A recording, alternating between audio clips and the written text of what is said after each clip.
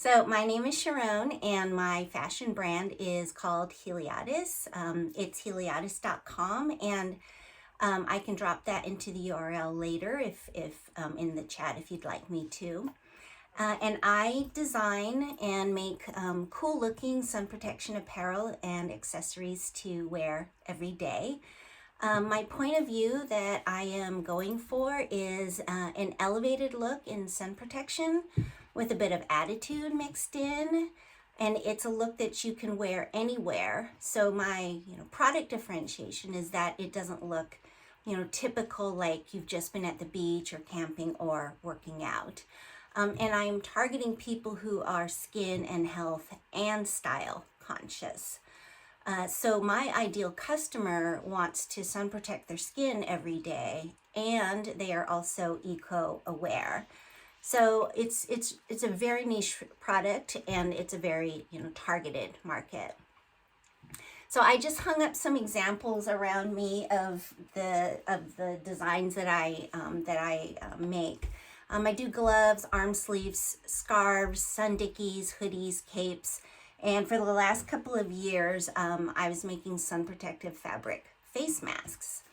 And everything that I make is with materials that are certified UPF 50 and Ocotech.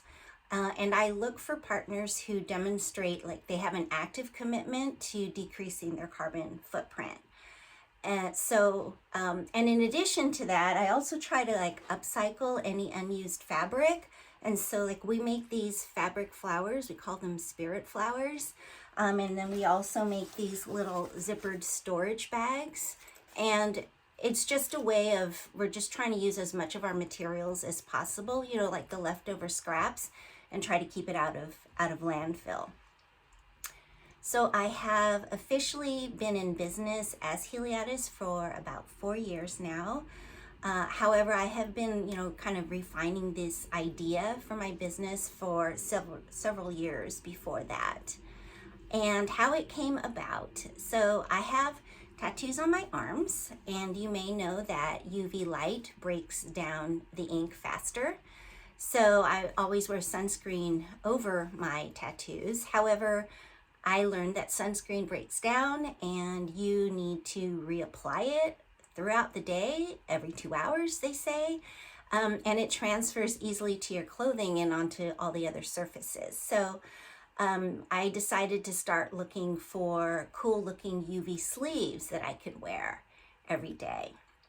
And then this sent me down a UV exposure skin damage research rabbit hole.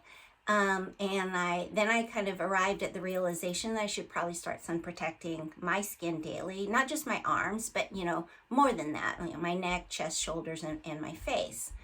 So when I started looking around for the sleeves, I love to shop. It was fun at first to look around. I like to try to be, somewhat stylish, and I just couldn't find as much sun protective apparel that looked suitable to wear with, street clothing.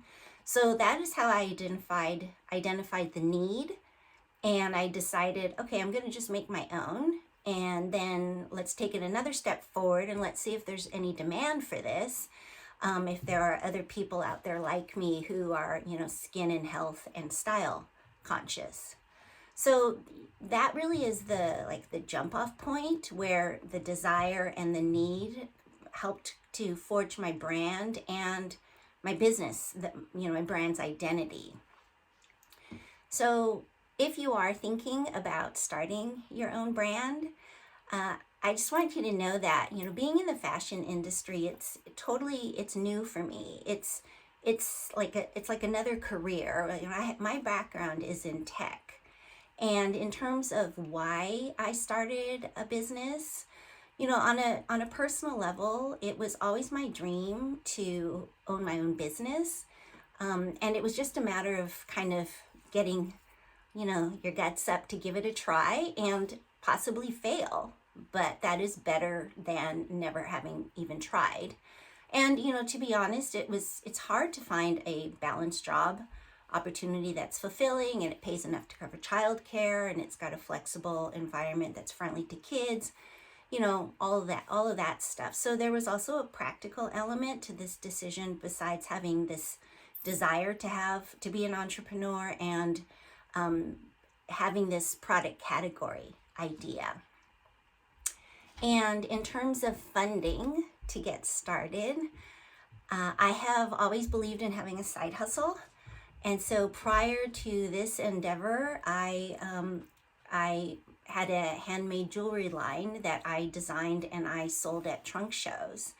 And so this was a little less pressure, and it helped me to gain confidence to take the plunge and just start.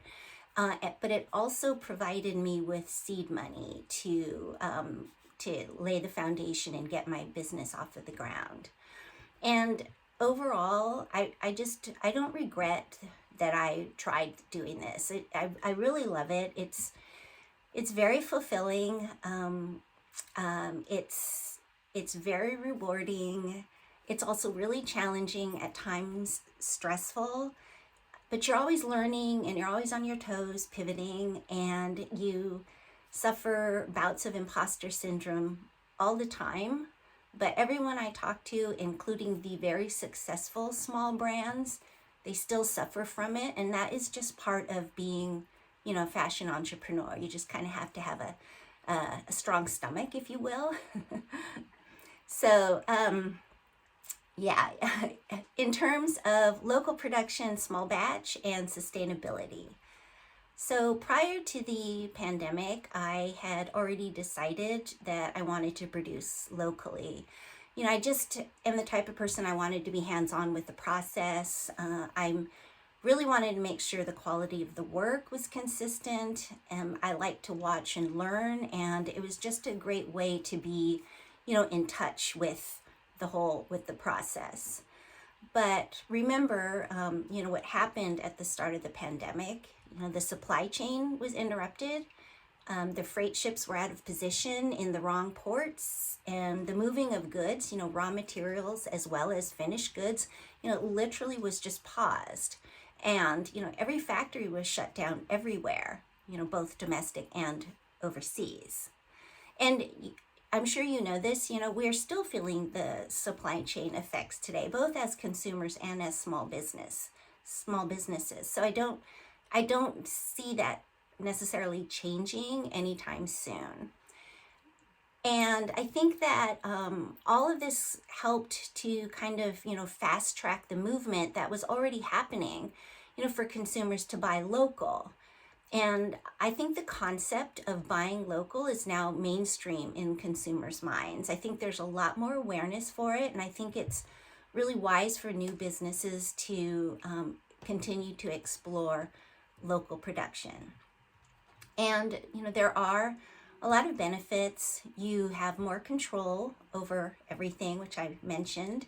But it's also really good for our local economy. It keeps jobs and families employed here. And just know that many of the factories in the Bay Area, their workers are really highly skilled and they're aging out. So the more that we can support them, the more they can invest in resources and continue to provide us with options that are near shore. Sustainability efforts. So I mentioned that the fashion industry is new to me, and especially in the beginning, I did a ton of research on textiles, manufacturing, and clothing production. And, that's when, my education really started about how much pollution the fashion industry contributes to the global climate crisis. And so, I had to make a decision, and I realized that even as a really small boutique brand, I can still do my small part to help try to solve this or not add to the problem. It's not really an option anymore. Sustainability, it really is an obligation on all of us. And so what can you do as a small brand? So when you are sourcing, just try to be mindful of who you're buying from and what their practices and their standards are. Just do the research and ask them a ton of questions. And there's a lot of textile mills out there. You know, they're ahead of us. And you know, they've set high standards for eliminating harmful substances at every step of the supply chain to ensure that their products are safe in the environment, as well as for the workers who are producing them, as well as for the consumer who is wearing it. And many are switching to using, you know, renewable energy resources to produce, you know, like solar panels, recycling their water, you know, wind energy. And they are getting certified that, you know, no harmful chemicals, hard metals, and contaminants enter the waterways during their manufacturing process or after. And some are setting goals for reducing their carbon footprint, and they report annually. So look for the ones that don't just talk about it as like a buzzword, they're actually doing it and they prove it. So I have 3 things for you that you can look for. So the first is Blue Sign approved. Look for this certification, and it's bluesign.com, and I can put in the specific URL for you into the chat. There you'll learn about what the Blue Sign standards are, and you'll see a list of their partners that are certified. The next one is learning about Ocotech Standards, and that is another third-party verification process. And on their site, they have a ton of free downloads. So they will have a list of all of the contaminants and heavy metals and chemicals that they test for in products and raw materials. And they will also explain to you all the different types of standards they have. And their website's a little tricky because it appears that there's not much on there and you just have to keep digging and digging and digging. And there is also on their site a searchable database. So when you are sourcing, you can find factories and raw materials and textile manufacturers who are certified. So like, for example, I know that this thread that we use and the buttons that we use are Ocotech certified. And our buttons are not made of plastic. They're made of tagua nut that was sustainably sourced. And so all of these things that you're doing, you know, this is part of the story that I tell my customers. You know, they want to know that, and it's part of it becomes part of your brand and your brand position and your brand story.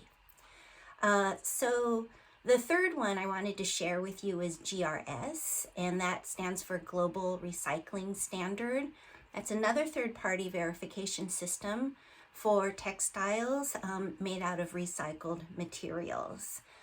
So that's another URL I would like to share with you. And specific to HELIADES, in addition to Blue Sign, Ocotech, and GRS, I also had to research how the fabric textile was actually made, because it turns out there's different ways to make fabric sun protective. You know, one way is with a chemical finish that's added to a finished garment or the finished fabric. And the other way is with this physical barrier. So it's very similar to, you know, the sunscreens that we wear, chemical sunscreen and physical sunscreen. And so even though it costs more, it's better for the environment and for my customer's wallet in the long run for me to produce with fabric that has permanent, inherent sun protective qualities that won't wash out in my customer's laundry, but it also won't release chemicals into their skin or into our waterways. And that, again, that's all part of, you know, the story that you tell that comes along with your product. And so, yes, absolutely, if you go this route, it does cost more. And that's one reason why producing in small batch has its benefits. So not only is small batch, you know, better for the environment, and it enables you to control your costs, as well as preserving the ability to pivot. So it enables you as a small business to be tight with your inventory. And remember, when you're small and lean, you can pivot to market needs. So for example, about 2 years ago, March 2020, everything got shut down. And pivoting to fabric mask production enabled factories to reopen as essential businesses. And for 2 years, fabric masks became a product category and a reason for consumers to come to your website and take a look around and buy something. And if you had overseas production, you couldn't pivot nearly as fast. And your goods might be like literally stuck on a freight ship in the port of LA. So, suddenly for me as a small business producing locally, like everyone else, I was able to quickly get into the fabric mask business. And, my message became, if you have to wear a mask to protect yourself and others, why not wear one that protects your skin as well? And, with that messaging, I was able to increase my brand awareness and broaden my audience a little bit. And then just like that, last fall, the CDC makes a recommendation that, surgical masks and N95s be worn rather than fabric masks. And so then poof, fabric mask production and demand, it just like plummets, it decreases, and it's pretty much, disappeared. So if you produce small batch and locally, you have more control over your inventory and your resources. And so you reduce the risk of product waste sent to landfill, which I'm sure none of that stuff breaks down in the landfill without doing harm to the environment. So it really is a conscious decision to do this, and it will cost more, and you will have to charge more for your goods. It's just fact. But, consumer awareness continues to change and evolve, and they're watching and they're asking for it. Millennials really want this. I